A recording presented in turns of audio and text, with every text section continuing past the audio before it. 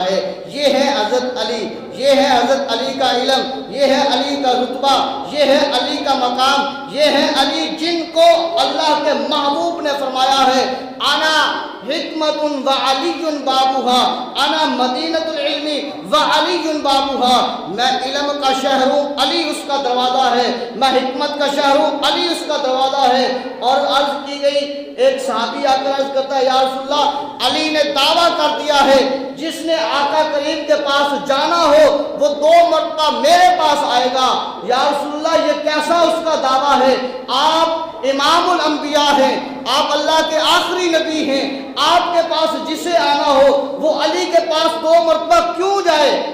تو آقا کریم نے فرمایا پریشان ہونے کی کیا بات ہے، جب میں نے فرما دیا ہے کہ میں علم کا شہر ہوں، علی اس کا دروازہ ہے، جو میرے پاس آئے گا آتے ہوئے بھی دروازے سے ہو کر آئے گا اور میرے پاس سے ہو کر جائے گا تو پھر بھی دروازے سے ہو کر جائے گا، اس لیے فرمایا کہ وہ دروازہ ہے، آتے بھی جاتے بھی علی کے پاس ہو کر جائے گا۔ اللہ کی بارگاہ میں دعا کرتے ہیں کریم اللہ ہم سب کو اہل بیت سے محبت کرنے والا بنائے گا۔